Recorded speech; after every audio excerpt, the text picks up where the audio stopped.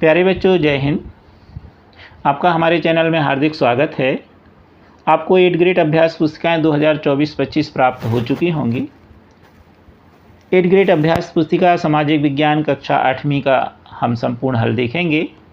आप वीडियो देख करके स्क्रीनशॉट लेके नोट्स बना लीजिए और साथ ही अपने विषय शिक्षक से चेक करा लीजिए। अभी तक आपने हमारे चैनल को सब्सक्राइब नहीं किया तो कर लीजिए। भूगोल अंतर्गत संसाधन एवं विकास में अध्याय 1 संसाधन। प्रश्न पहला है, निम्नलिखित में से कौन सा प्राकृतिक संसाधन का उदाहरण नहीं है? झरने का जल, पहाड़ी, लोहे के औजार और खनिज पदार्थ। तो प्राकृतिक का मतलब है हमें प्रकृति से प्राप्त होते हैं। तो यहाँ पर जो लोहे के औजार हैं वह मनुष्य द्वारा बनाए गए हैं, इसलिए यह प्राकृतिक नहीं है। तो इसका सही उत्तर होगा सी। प्रश्न दूसरा, भौतिक पदार्थों को मूल्यवान संसाधन बनाने में सहायता करते हैं। वस्तु का मूल्य, मनुष्य का कौशल, अधिक संसाधन और निःशुल्क उपहार। तो भौतिक पदार्थों को मूल्यवान बनाने के लिए वस्तु का मूल्य, इसका सही उत्तर होगा ए। प्रश्न तीसरा है, ऐसे संसाधन जो एक बार समाप्त होने के बाद पुनः पूरित होने में हजारों वर्ष लग जाते हैं कहलाते हैं नवीनीकरण, अनवीनीकरण, मानव निर्मित या मानव संसाधन। तो वह कहलाते हैं अनवीनीकरणीय। प्रश्न चौथा है, किसी कौशल अथवा वस्तु बनाने में नवीनतम ज्ञान का अनुप्रयोग। उपयोगिता, पेटेंट, प्रौद्योगिकी या प्रयोज्यता। तो इसका सही उत्तर होगा प्रयोज्यता।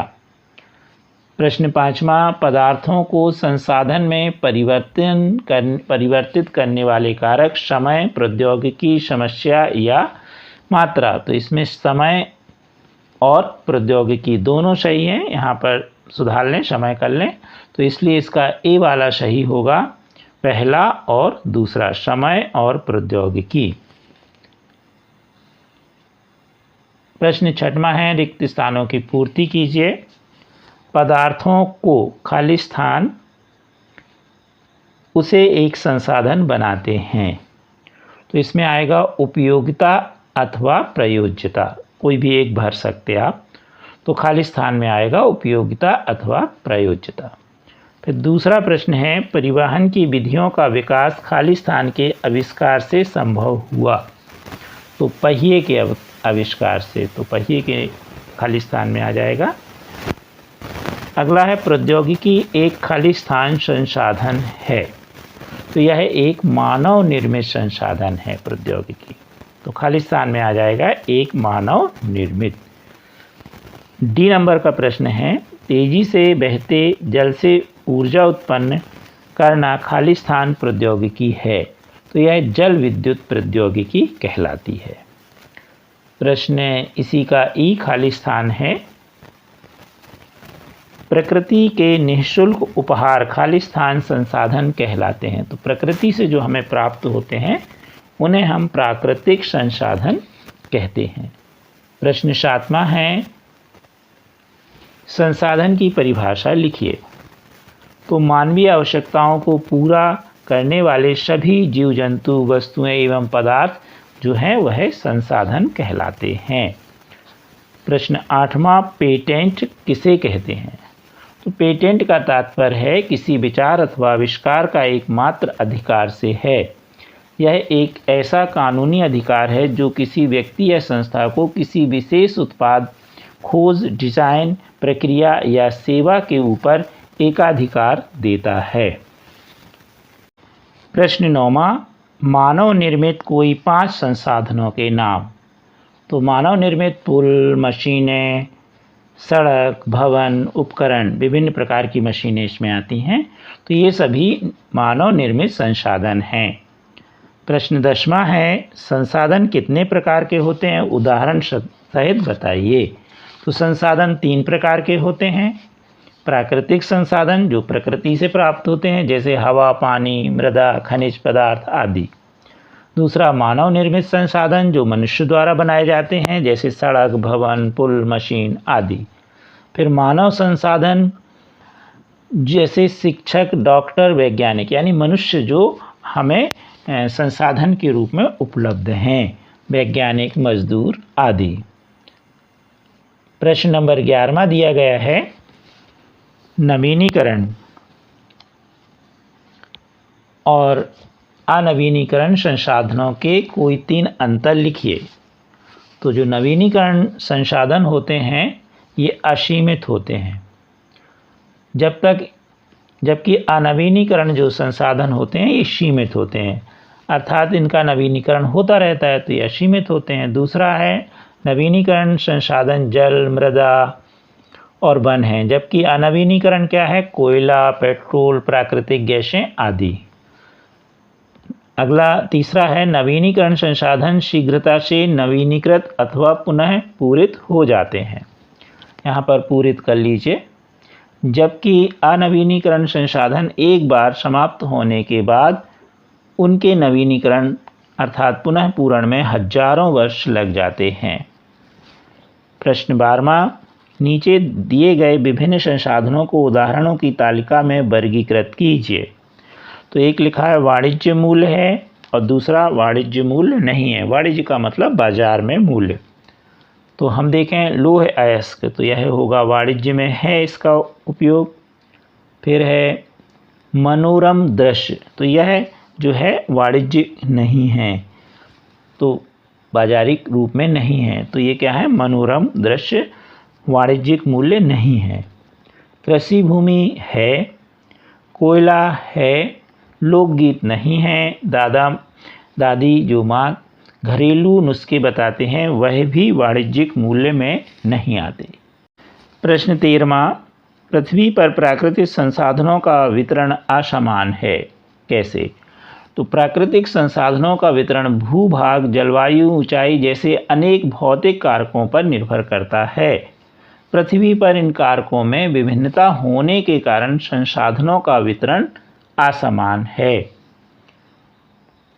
प्रश्न 14 है, मानव संसाधन से क्या तात्पर्य है? इसे किस प्रकार मूल्यवान बनाया जा सकता है? तो मानव संसाधन से तात्पर्य है लोगों की संख्या और योग्यता, मानसिक तथा शारीरिक। मानव को किसी भी देश का सबसे महत्वपूर्ण संसाधन माना गया है, क्योंकि मानव की योग्यता ही भौतिक पदार्थों को मूल्यवान संसाधन बनाने में सहायता करती है। इसे मूल्यवान बनाने के तरीके शिक्षा, स्वास्थ्य, कौशल का विकास, आविष्कार, खोजें हैं। प्रश्न 15 है, संसाधनों को हम किस प्रकार संरक्षित रख सकते हैं? कोई 4 उपाय बताएं। तो पहला उपाय है संसाधनों के संरक्षण का। प्रत्येक व्यक्ति के द्वारा संसाधनों का कम उपयोग किया जाए, उचित उपयोग किया जाए।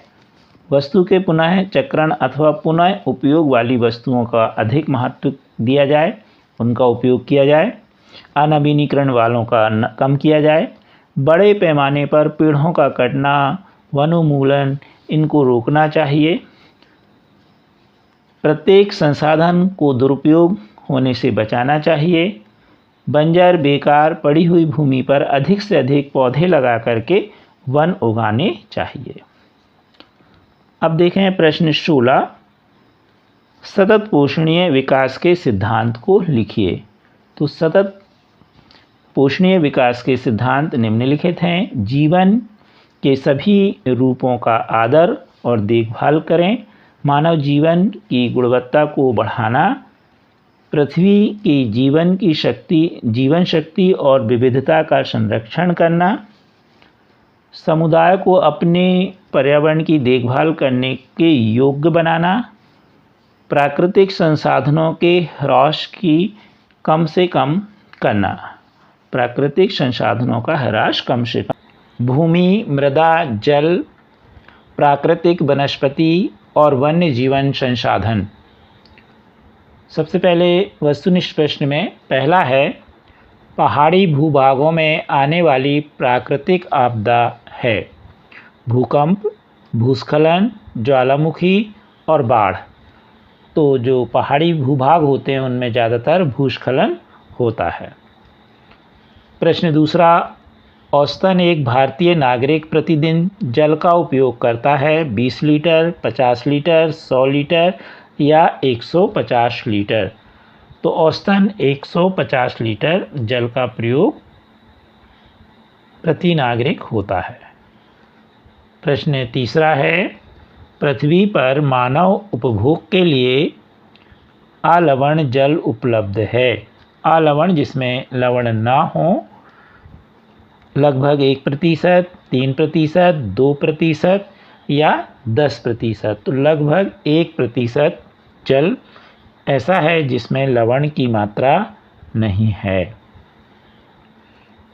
प्रश्न चौथा, वनों का संरक्षण क्यों आवश्यक है? पहला, वन वर्षा के स्तर को बढ़ाने में सहायता करते हैं। दूसरा, वन मृदा के क्षरण को रोकते हैं। तीसरा, वन ऑक्सीजन को अवशोषित करते हैं। चौथा, पर्यावरण को प्रदूषण से बचाने में सहायता करते हैं। तो इसका सही उत्तर होगा, इसमें से तीनों सही हैं, केवल सी वाला सही नहीं है कि वन ऑक्सीजन को अवशोषित करते हैं। तो इसका सी सही है, पहला, दूसरा और चौथा। अर्थात वन वर्षा के स्तर को बढ़ाने में सहायता करते हैं, वन मृदा के क्षरण को रोकते हैं और पर्यावरण को प्रदूषण बचाने में भी सहायता करते हैं। प्रश्न पाँचवा है, भूमि संसाधन की कमी का मुख्य कारण है जल की उपलब्धता, बढ़ती जनसंख्या, तापमान परिवर्तन, जलवायु की असमानता। तो उसका मुख्य कारण है संसाधन की जो कमी हो रही है भूमि संसाधन की, वह है बढ़ती जनसंख्या। यानी जैसे जैसे जनसंख्या बढ़ेगी तो भूमि का जो बंटवारा होगा वह कम कम भाग मिलेगा। प्रश्न छठवां है, रिक्त स्थानों की पूर्ति कीजिए। इसमें पहला प्रश्न है, राष्ट्रीय उद्यान एक खालिस्तान क्षेत्र है, तो यह प्राकृतिक क्षेत्र कहलाते हैं। दूसरा है, खनिजों व जैव पदार्थों का सही मिश्रण मृदा को खालिस्तान बनाता है, तो उपजाऊ। सी नंबर का प्रश्न है, वनस्पति की वृद्धि मुख्यतः खालिस्तान और खालिस्तान पर निर्भर करती है, तो यह तापमान और आर्द्रता पर निर्भर करती है। डी नंबर पर है, खालिस्तान यमुना नदी औद्योगिक बहिस्राव एवं कचरे के कारण खालिस्तान हो रही है, तो प्रदूषित हो रही है। ई नंबर का प्रश्न है, जीव जंतुओं का शिकार करना खालिस्तान है, तो जीव जंतुओं का शिकार करना अपराध कहलाता है। प्रश्न सातवां, भूमि का उपयोग किन किन कार्यों के लिए किया जाता है? तो भूमि का उपयोग विभिन्न कार्यों के लिए जैसे कृषि, वानिकी, खनन, सड़क, उद्योगों की स्थापना और स्वयं का अपना घर बनाने में भी होता है। भूस्खलन से क्या आशय है? भूस्खलन रोकने के उपाय, तो भूकंप, बाढ़, भारी बारिश, ज्वालामुखी, सैल अथवा मलबा या ढाल से गिरने वाली मिट्टी के बृहद संचालन को भूस्खलन कहते हैं। तो जो एकदम से चट्टानें, मिट्टी गिरती हैं उसी को भूस्खलन कहते हैं। भूस्खलन को रोकने का सबसे प्रभावी तरीका वनस्पति आवरण में वृद्धि, यानी वनस्पति पेड़ पौधे अधिक लगाएं। भूमि को खिसकने से बचाने के लिए प्रतिधारी दीवारों का निर्माण किया जाए। भूस्खलन प्रभावी क्षेत्रों का मानचित्र बनाकर इसमें प्रभावित होने वाले स्थानों को चिन्हित अर्थात इंगित किया जाए। प्रश्न 9वां है, मृदा संरक्षण के कोई 4 उपाय बताइए। मृदा यानी मिट्टी, तो इसमें मल्च बनाकर मृदा संरक्षण किया जा सकता है। वेदिका फॉर्म द्वारा मृदा अपरदन को कम किया जा सकता है। रक्षक मेखलाएं बनाकर मृदा जो आवरण है उसको बचाया जा सकता है। चट्टान बांध द्वारा मृदा का संरक्षण किया जा सकता है। प्रश्न है 10वां, धरातल पर जल कितने रूप में पाया जाता है? तो धरातल पर जल महासागरों में भौमजल, नदियों और झीलों में पृष्ठीय जल यानी ऊपर, महासागरों में भौम के रूप में और वायुमंडल में जलवाष्प के रूप में पाया जाता है।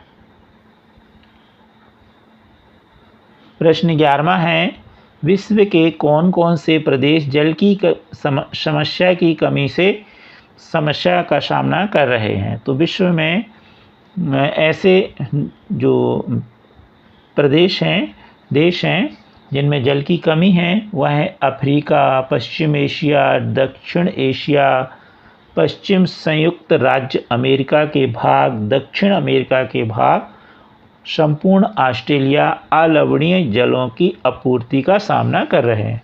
तो विश्व में ये सभी देश जल की कमी की समस्या का सामना कर रहे हैं। प्रश्न 12वां, वनों से होने वाले लाभ लिखिए। तो वनों से बहुत सारे लाभ होते हैं, इनमें से कुछ प्रमुख हैं। वनों से हमें इमारती लकड़ी, इमारती मतलब फर्नीचर वगैरह की, दरवाज़ों की, खिड़कियों की, कागज़, गोंद, रबर प्राप्त होती है। वन प्राणियों को आश्रय और ऑक्सीजन प्राप्त होती है। वन मृदा अपरदन को भी रोकने में सहायक हैं। वन भूमिगत जल के संग्रह में भी सहायता करते हैं। प्रश्न 13वां है, विश्व की वनस्पति को कितने वर्गों में बांटा गया है और उनका वर्णन कीजिए? तो विश्व की वनस्पति को मुख्यतः 4 भागों में बांटा गया है। पहला है वन, भारी वर्षा वाले क्षेत्र में विशाल वृक्ष उग जाते हैं। वन प्रचुर जल आपूर्ति वाले क्षेत्रों में ही पाए जाते हैं। दूसरा है घास स्थल, सामान्य वर्षा वाले क्षेत्र में छोटे छोटे आकार वाले वृक्ष अर्थात घास उगाती है। दूसरा है गुल्म, कम वर्षा वाले शुष्क प्रदेशों में कटीली झाड़ियाँ एवं गुल्म उगाते हैं। और अगला है चौथा टुंडा, सिर्फ ध्रुवीय प्रदेशों में टुंडा वनस्पति में मांस और लाइकेन सम्मिलित हैं। प्रश्न 14, परितंत्र के संतुलन को बनाए रखने में जीव जंतु किस प्रकार उपयोगी हैं? तो परितंत्र के संतुलन को बनाए रखने में कीट अपघटक के रूप में, तो गिद्ध मृत जीवों को खाने के कारण एक अपमार्जक के रूप में कार्य करते हैं। इसलिए प्राणी चाहे बड़े हों अथवा छोटे, सभी परितंत्र के संतुलन को बनाए रखने के लिए अनिवार्य हैं। प्रश्न 15, राष्ट्रीय उद्यान और वन जीव अभयारण्य में क्या अंतर है? तो राष्ट्रीय वन उद्यान और वन्य जीव अभयारण्य में पहला अंतर है कि राष्ट्रीय उद्यान में मानव गतिविधियों की अनुमति नहीं होती है, जबकि वन्य जीव अभयारण्य में मानव गतिविधियों की अनुमति दी जाती है। दूसरा है राष्ट्रीय उद्यान की सीमाएं निश्चित और परिभाषित होती हैं, जबकि वन्य जीव अभयारण्य की सीमाएं निश्चित नहीं होती। प्रश्न इसी का अंतर का तीसरा है, राष्ट्रीय उद्यान ज़्यादा सुरक्षित होते हैं, जबकि वन्य जीव अभयारण्य राष्ट्रीय उद्यानों की तुलना में अधिक सुरक्षित नहीं होते। अंतिम प्रश्न 16 है, CITES को पूर्ण रूप में लिखिए, इसकी स्थापना क्यों की गई? तो इसका पूरा फुल फॉर्म है the convention on international trade in endangered species of wild fauna and flora है। इसकी स्थापना का उद्देश्य सुनिश्चित करना है कि वन प्राणी एवं पौधों के नमूनों के अंतर्राष्ट्रीय व्यापार से उनके जीवन को कोई खतरा नहीं है। यह एक अंतर्राष्ट्रीय समझौता है जो राष्ट्रों की सरकारों के बीच होता है। तो इस प्रकार इसमें जो वन्य प्राणी और पौधे हैं उनके नमूने रखे जाते हैं। अध्याय 3 कृषि। सबसे पहले वस्तुनिष्ठ प्रश्न में पहला प्रश्न, रेशम के कीटों का वाणिज्यिक पालन कहलाता है। सेरीकल्चर, पिसिकल्चर, विटिकल्चर या हॉर्टिकल्चर? तो यह कहलाता है सेरीकल्चर, यानी ए वाला इसका उत्तर सही है। प्रश्न दूसरा है, निम्नलिखित में ब्राज़ील किसका अग्रणी उत्पादक देश है? गेहूँ, कहवा, पटसन या मक्का? तो यह बी सही है, कहवा यानी कॉफ़ी, जिसे हम सामान्य भाषा में कॉफ़ी कहते हैं।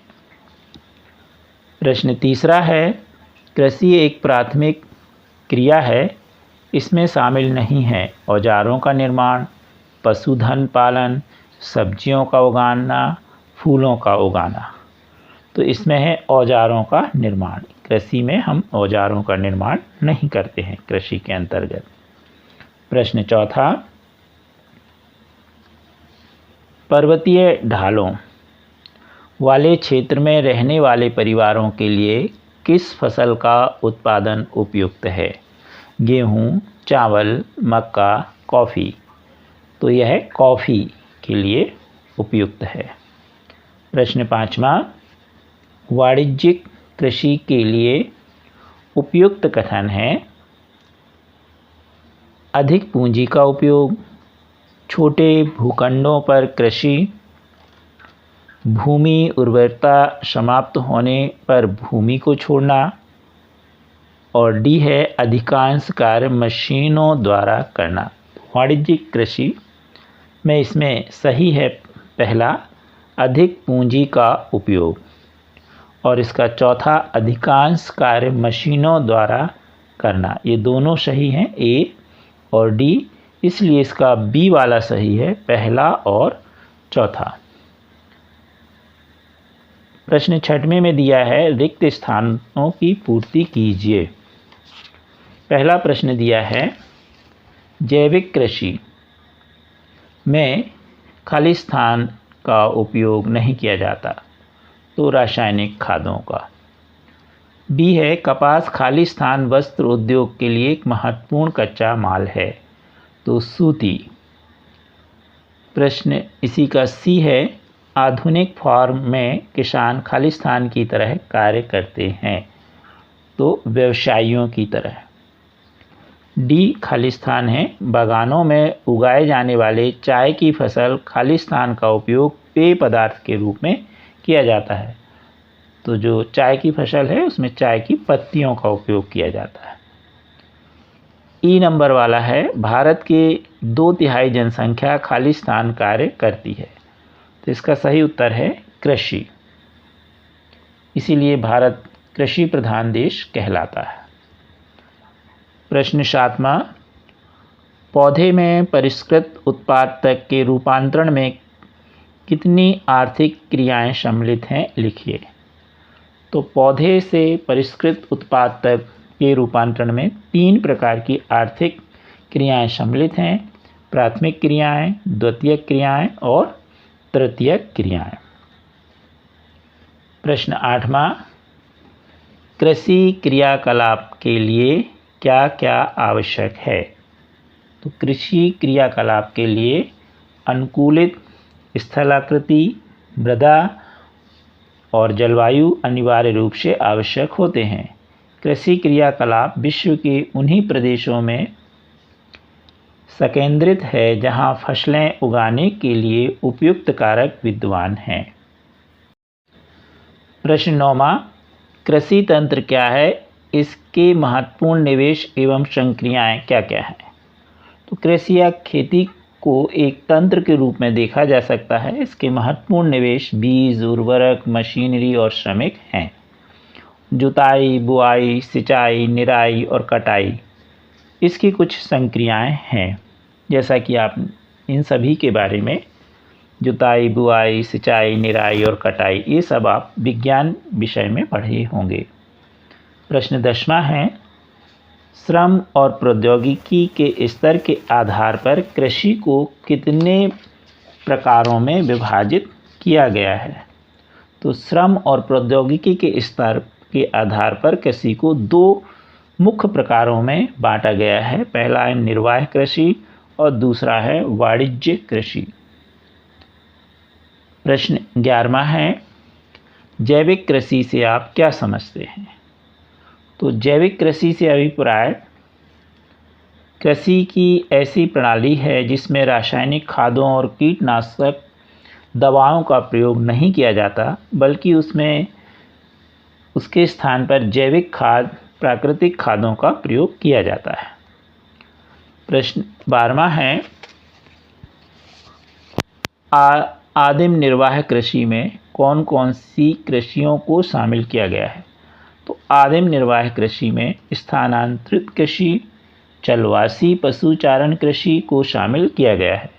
स्थानांतरण कृषि में वृक्षों को काटकर और जलाकर भूखंड साफ किया जाता है, जबकि चलवासी पशुचारण में पशुचारक अपने पशुओं के साथ चारे और पानी के लिए एक स्थान से दूसरे स्थान पर जाते हैं। प्रश्न 13वां है, मिश्रित कृषि क्या है? यह किन किन देशों में प्रचलित है? तो जब फसलों के उत्पादन के साथ साथ पशुपालन भी किया जाता है और भोजन व चारे की फसलें उगाई जाती हैं, तो इसे हम मिश्रित कृषि कहते हैं। यह यूरोप, दक्षिण अफ्रीका, अर्जेंटीना और न्यूजीलैंड देशों में प्रचलित है। प्रश्न 14, गेहूं की फसल के लिए किस प्रकार की जलवायु की आवश्यकता होती है और क्यों? तो गेहूं शीतोष्ण कटिबंधीय पौधा है।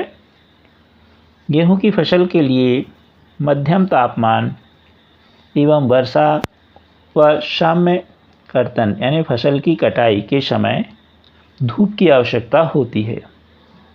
गेहूं की उपज के लिए 50 सेंटीमीटर से लेकर 75 सेंटीमीटर तक वर्षा होनी चाहिए। वर्षा के अभाव में पूर्ति में सिंचाई के साधनों का प्रयोग किया जाता है। गेहूं की अच्छी उपज के लिए समतल उपजाऊ विस्तृत मैदान उपयुक्त होते हैं। इसकी उपज के लिए अच्छी जल निकास वाली दोमट मिट्टी का उत्तम रहती है। अध्याय 15, कपास की खेती के लिए किस प्रकार की जलवायु व मृदा उपयुक्त होती है? लिखिए। कपास एक नकदी फसल है। इसकी वृद्धि के लिए उच्च तापमान, हल्की वर्षा 200 से 210 सेंटीमीटर, पाला रहित दिन और तेज चमकती धूप की आवश्यकता होती है। यह काली और जलोढ़ मृदा इसके लिए सर्वोत्तम है। कपास की फसलें मुख्यतः चीन, भारत, ब्राज़ील, पाकिस्तान और संयुक्त राज्य अमेरिका में होती है। प्रश्न 16, खाद्य सुरक्षा से क्या आशय है? खाद्य सुरक्षा से आशय पदार्थों की सुनिश्चित आपूर्ति एवं जन सामान्य के लिए भोज्य पदार्थों की उपलब्धता से है। पूरे विश्व में खाद्य सुरक्षा सदा से एक चिंता का विषय रहा है। जब भी अनाज उत्पादन में विश्व के वितरण की समस्या आती है, तो सहज ही निर्धन परिवार इससे प्रभावित होते हैं। प्रश्न 17, आपके आसपास के क्षेत्र में किन किन फसलों का उत्पादन होता है? इन्हें खाद्यान्न तथा व्यापारिक फसलों के रूप में वर्गीकृत कीजिए। तो हमारे आसपास के क्षेत्र में गेहूं, धान, मक्का, सोयाबीन, चना, गेहूं, कपास, जूट आदि फसलों का उत्पादन होता है। अब इनमें खाद्यान्न वाली फसलें कहलाएंगी गेहूं, धान, मक्का, सोयाबीन आदि, और व्यापारिक फसलें कहलाएंगी गन्ना, कपास, जूट आदि। अध्याय 4, उद्योग। वस्तुनिष्ठ प्रश्न के अंतर्गत पहला प्रश्न है, कुटीर उद्योग का उदाहरण है मिट्टी के बर्तन, कपड़ा उद्योग, कागज निर्माण या औषधि निर्माण। तो इसका सही उत्तर है मिट्टी के बर्तन। प्रश्न दूसरा है, आधुनिक उद्योगों का मेरुदंड कहलाता है वन, पूंजी, इस्पात या जल। तो इसका कहलाता है इस्पात। प्रश्न तीसरा, भारत में सूचना और प्रौद्योगिकी उद्योग का मुख्य केंद्र है भिलाई, बेंगलुरु, जमशेदपुर, विजयनगर। तो इसका है बेंगलुरु। प्रश्न चौथा, इनमें से मानव निर्मित रेशा है नायलॉन, पॉलिस्टर, रेशम या रेयॉन। तो इसमें है रेशम मानव निर्मित यानी मनुष्य के द्वारा, बाकी सभी प्राकृतिक हैं। प्रश्न पाँचवा, हिंदुस्तान एरोनॉटिक लिमिटेड उद्योग उदाहरण हैं निजी क्षेत्र, सार्वजनिक क्षेत्र, संयुक्त क्षेत्र या सहकारी क्षेत्र। तो यह संयुक्त क्षेत्र का उदाहरण है। प्रश्न 6वां, रिक्त स्थानों की पूर्ति कीजिए। ए, लघु उद्योग में खाली स्थान की आवश्यकता होती है। तो लघु उद्योग में कम पूंजी और प्रौद्योगिकी की आवश्यकता होती है। प्रश्न इसी का बी है, कागज बनाने के लिए कच्चे माल के रूप में मुख्यतः खालिस्तान का उपयोग किया जाता है। तो कागज बनाने के लिए वृक्षों का उपयोग किया जाता है। तीसरा खालिस्तान सी है, देश की पहली सूती कपड़ा मिल सन खालिस्तान में अहमदाबाद गुजरात में स्थापित की गई। यह की गई 1859 में। डी नंबर का खालिस्तान है, भोपाल यूनियन कार्बाइड फैक्ट्री में खालिस्तान विषैली गैस का रिसाव हुआ। तो मिथाइल आइसोसाइनेट। 5वां खालिस्तान है, मत्स्य तेल उद्योग खालिस्तान आधारित उद्योग का उदाहरण है। तो यह है समुद्र, क्योंकि समुद्र से मछलियाँ प्राप्त होती हैं। प्रश्न 7वां, विनिर्माण किसे कहते हैं? मशीनों, औजारों और श्रम के उपयोग करके सामान बनाने की जो प्रक्रिया है उसे ही विनिर्माण कहते हैं। विनिर्माण के अंतर्गत हस्तकला से लेकर के उच्च तकनीकी तक बहुत सी मानवीय गतिविधियां आ जाती हैं। इसका 8वां प्रश्न है, कृषि पर आधारित किन्हीं 3 उद्योगों के नाम लिखिए। तो कृषि पर आधारित उद्योग हैं खाद्यान्न, खाद्य संसाधन, वनस्पति तेल, सूती वस्त्र, ये सभी कृषि पर आधारित हैं। प्रश्न 9वां, भारत के किन्हीं 3 प्रमुख औद्योगिक प्रदेशों के नाम लिखिए।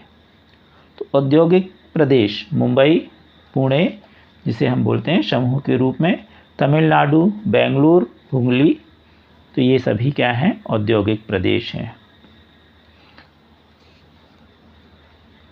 प्रश्न 10वां, औद्योगिक दुर्घटना को कम करने के लिए किए जाने वाले उपाय लिखिए।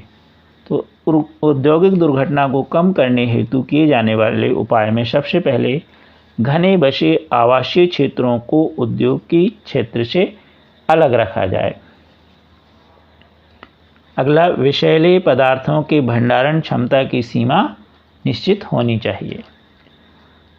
तीसरा, उद्योगों में प्रदूषण नियंत्रण के उपाय को उन्नत किया जाना चाहिए। प्रश्न 11वां, सनराइज उद्योग किसे कहते हैं?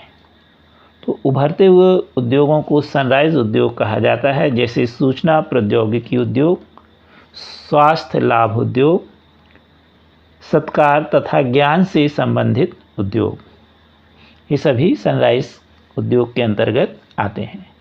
प्रश्न 12वां है, जमशेदपुर कोष्टक में लिखा है साक्ची में लौह इस्पात उद्योग स्थापित होने के क्या कारण हैं, लिखिए। तो जमशेदपुर में लोहा जो इस्पात उद्योग हैं उसके मुख्य कारण हैं, यह स्थान बंगाल और नागपुर रेलवे मार्ग पर कालीमाटी स्टेशन से मात्र 32 किलोमीटर दूरी पर है। इस स्थान के निकट लौह अयस्क, कोयला और मैग्नीज निक्षेप बहुत अधिक मात्रा में पाए जाते हैं। और अगला है, खरकई और स्वर्णरेखा नदियों से पर्याप्त जल की आपूर्ति होती है। तो इस प्रकार इन सभी के कारण यहाँ पर लौह इस्पात उद्योग लगा हुआ है। प्रश्न 13, हाथ से बने वस्त्र मशीन से बने वस्त्रों से अपेक्षाकृत महंगे होते हैं, कोई 2 उदाहरण बताइए। बड़ोदरा के सुनहरी जरी के काम करने वाले सूती वस्त्र गुणवत्ता और डिज़ाइन के लिए विश्वविख्यात हैं, लेकिन हाथ से बने होने के कारण सूती वस्त्र का उत्पादन महंगा और बनाने में अधिक समय लगता है। इसीलिए हाथ से बने वस्त्र जो हैं वह मशीन से बने वस्त्र की अपेक्षाकृत महंगे होते हैं। प्रश्न 14 है, संयुक्त राज्य अमेरिका के ग्रेट लेक्स नाम से प्रसिद्ध 5 झीलों के नाम लिखिए। तो इसमें है सुपीरियर झील, ह्यूरन झील, ओटेरिया झील, मिशिगन झील और ईरी झील। प्रश्न 15वां है, पिट्सबर्ग लौह इस्पात उद्योग का वर्णन कीजिए। पिट्सबर्ग संयुक्त राज्य अमेरिका का एक महत्वपूर्ण इस्पात नगर है। यह स्थान उद्योग को स्थानीय सुविधाएं उपलब्ध कराता है, जैसे कच्चा माल, कोयला पिट्सबर्ग में ही उपलब्ध हैं, जबकि लौह अयस्क मिनेसोटा की लौह की खदानों से प्राप्त होता है, जो पिट्सबर्ग लगभग 1500 किलोमीटर दूर है। प्रश्न 16, पता लगाइए कि आपके आसपास के क्षेत्र में कोई उद्योग है तो वहाँ किस प्रकार का कार्य होता है तथा वहाँ पर कार्य करने वालों की क्या क्या सुविधाएं होती हैं। तो हमारे आसपास के क्षेत्र में सीमेंट उद्योग, कोयला उद्योग, कपड़ा उद्योग हैं। उद्योगों में सीमेंट, कोयला, कपड़ा बनाने का कार्य किया जाता है।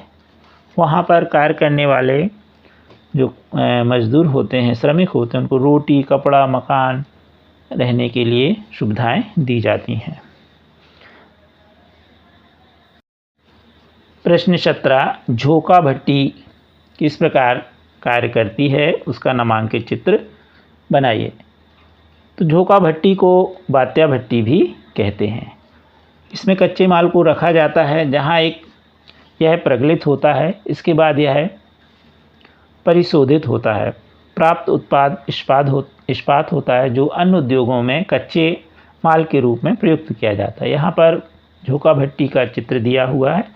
तो इसमें सबसे ऊपर से आप जैसा चित्र में देख रहे हैं, क्रेनों के माध्यम से लोहे अयस्क, धन, चूना पत्थर और कोक इसमें डाला जाता है। अब क्या होता है, यहाँ से गर्म हवा भेजी जाती है, जिससे यह गल करके प्रगलित यानी गल करके लोहे के रूप में आप देख रहे हैं, यहाँ से लोहे के रूप में मिल जाता है। और यहाँ धातुमल मतलब जो उसके साथ अपशिष्ट पदार्थ हैं वो अलग हो जाते हैं। जिन उपजाऊ मैदान घने बसे हुए हैं। ए, गंगा और यमुना, बी, नर्मदा और ताप्ती, सी, गंगा और ब्रह्मपुत्र, डी, व्यास और सतलज। इसका सी वाला सही है, गंगा और ब्रह्मपुत्र। प्रश्न दूसरा है, देश के अंदर बड़ी संख्या में लोग रोजगार, शिक्षा और स्वास्थ्य सुविधाओं की खोज में जा रहे हैं। शहरी क्षेत्र की ओर, ग्रामीण क्षेत्र की ओर, महासागरीय क्षेत्र की ओर या पर्वतीय क्षेत्रों की ओर। क्योंकि रोजगार के लिए जा रहे हैं, काम के लिए जा रहे हैं, तो इसका सही उत्तर होगा ए, शहरी क्षेत्रों की ओर। प्रश्न तीसरा है, जनसंख्या पिरामिड जानने में सहायता नहीं करता। ए, कितने पुरुष और स्त्रियां हैं, बी, रोजगार योग्य कौशल की योग्यता, सी, कितने लोग शिक्षित और अशिक्षित हैं, डी, आय का स्तर। तो यह जो पिरामिड है जनसंख्या, यह रोजगार योग्य और कौशल की योग्यता को नहीं प्रदर्शित करता। बाकी ये सभी तीनों जो ऑप्शन है ए, सी, डी इसको प्रदर्शित करता है, इसलिए इसका डी वाला सही है।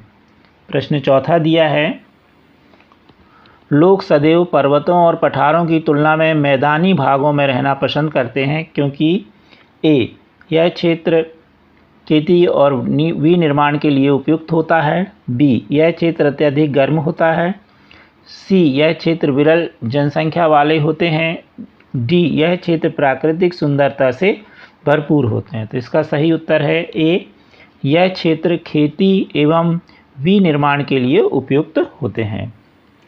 प्रश्न 5वां है, किसी देश की अधिक जनसंख्या उस देश के विकास पर प्रभाव नहीं होगा। तो अधिक जनसंख्या का किस पर प्रभाव नहीं होगा ये बताना है।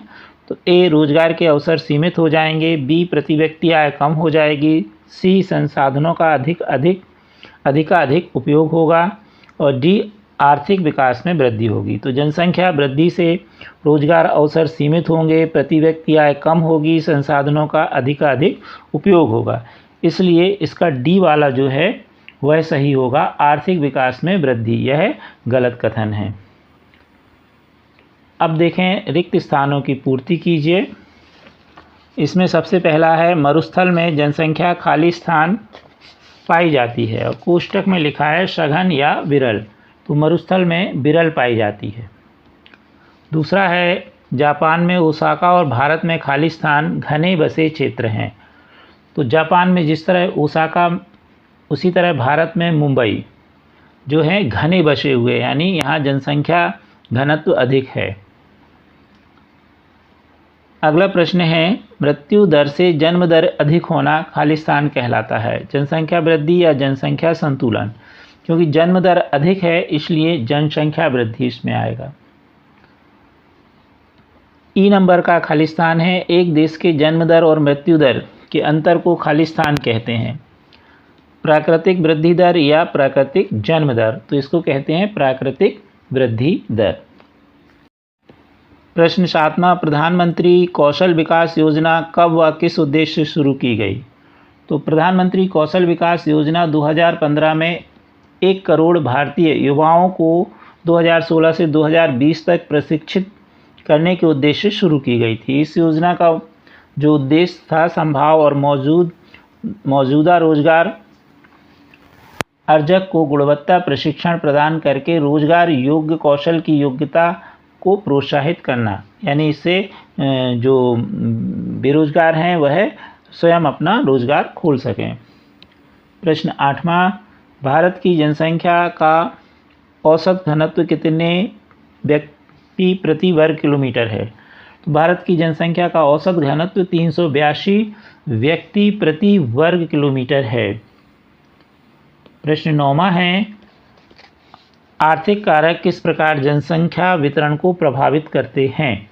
तो आर्थिक कारक औद्योगिक क्षेत्र रोजगार के अवसर प्रदान करते हैं, लोग बड़ी संख्या में इन क्षेत्रों की ओर आकर्षित होते हैं। जापान में ओसाका और भारत में मुंबई 2 बसे क्षेत्र हैं। तो आर्थिक यानी ज़्यादा वहाँ पर आर्थिक विकास के कारण लोग वहाँ अधिक रोजगार प्राप्ति के लिए जाते हैं। तो जापान में ओसाका और भारत में मुंबई, इसीलिए यह जनसंख्या की दृष्टि से अधिक घनत्व वाले क्षेत्र हैं। प्रश्न 10वां, जनसंख्या संगठन की विशेषताएं लिखिए। तो जनसंख्या संगठन की विशेषता पहली है जनसंख्या संगठन जनसंख्या की संरचना को दर्शाता है। दूसरा, जनसंख्या संगठन हमें यह जानने में सहायता करता है कि कितने पुरुष और कितनी स्त्रियां हैं, वे किस आयु वर्ग के हैं, कितने शिक्षित हैं और किस प्रकार के व्यवसाय में लगे हैं, उनकी आय का क्या स्तर है और स्वास्थ्य जो है दशाएं कैसी हैं। प्रश्न 11वां है जीवन प्रत्याशा से क्या आशय है? तो जीवन प्रत्याशा से आशय है कि हमने अभी तक जो ज़िंदगी जी ली है और अब जितनी ज़िंदगी बची है उसका औसत जीवन जो है वह प्रत्याशा कहलाता है। जीवन प्रत्याशा की गणना के लिए शिशु के जन्म के बाद के 5 वर्ष गिनकर आगे के वर्षों को गिनते हैं, जिससे हमें शिशुओं की मृत्यु दर का भी आकलन मिल जाता है। प्रश्न 12वां है विश्व की कुल जनसंख्या में से किस महाद्वीप में सर्वाधिक लोग निवास करते हैं? तो विश्व की कुल जनसंख्या में से एशिया महाद्वीप में सर्वाधिक लोग निवास करते हैं। एशिया महाद्वीप में सर्वाधिक जनसंख्या वाले देश चीन, भारत, बांग्लादेश और पाकिस्तान हैं। प्रश्न 13वां प्रवास, अप्रवासी और उत्प्रवास शब्द के अर्थ लिखिए। प्रवास का मतलब है किसी क्षेत्र विशेष में लोगों के आने जाने को प्रवास कहते हैं। अप्रवासी उन्हें कहा जाता है जो नए देश में आते हैं, यानी देश में जो नए आते हैं। उत्प्रवासी वे लोग हैं जो देश को छोड़ते हैं। प्रश्न 14 है जनसंख्या वितरण को प्रभावित करने वाले भौगोलिक कारणों का वर्णन कीजिए। तो जनसंख्या वितरण को प्रभावित करने वाले भौगोलिक कारण हैं स्थलाकृति, जलवायु, मृदा, जल और खनिज। दूसरा, सामाजिक, सांस्कृतिक और आर्थिक कारक। प्रश्न 15वां युवा किस प्रकार राष्ट्र का भविष्य होते हैं। लिखिए, किसी राष्ट्र के लिए कई परिवर्तन, विकास, वृद्धि और सम्मान लाने में युवाओं की सक्रिय भूमिका होती है। युवाओं को राष्ट्र की आवाज़ माना जाता है। युवा राष्ट्र के लिए कच्चे माल या संसाधन की तरह होते हैं। कुशल, उत्साही, आशावादी और सकारात्मक दृष्टि जैसे युवा ही किसी राष्ट्र के भविष्य होते हैं। हम भारतवासी भाग्यशाली हैं कि हमारे पास ऐसा संसाधन है। उन्हें योग्य एवं उत्पादक बनाने के लिए, कुशल बनाने और अवसर प्रदान के लिए हमें अवश्य ही शिक्षित किया जाना चाहिए। प्रश्न 16, इसमें एक आयतचित्र दिया हुआ है, ग्राफ दिया हुआ है। इसमें एक्स अक्ष पर जनसंख्या मिलियन में और वाई अक्ष पर देशों के नाम दिए हुए हैं और ये आयत बने हुए हैं जनसंख्या के अनुसार, 0 से 200, 400 मिलियन के अनुसार। अब इसे देख करके हमें प्रश्नों के उत्तर देना है। पहला प्रश्न है कि सबसे कम आबादी वाले देशों का सही समूह है।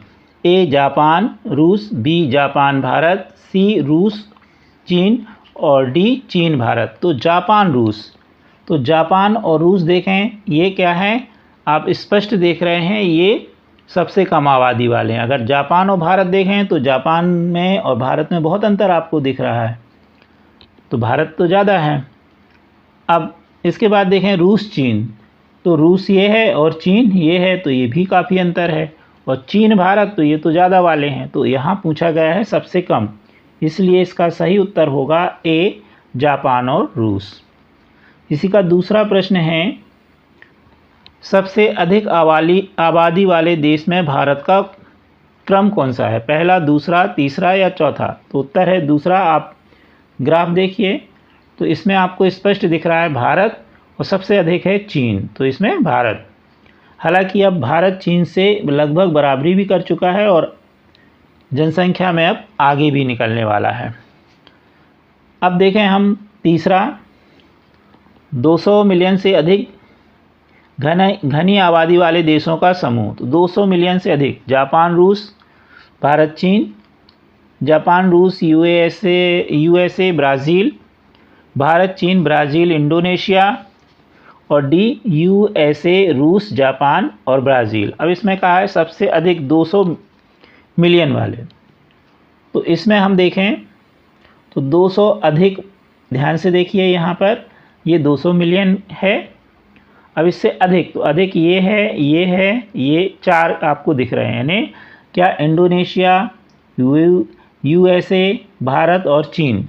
परंतु यहाँ पर ऐसा क्रम नहीं दिया गया है, तो हम भारत, चीन, इंडोनेशिया ये तो हैं तीनों, लेकिन यूएसए नहीं है, ब्राज़ील दिया है।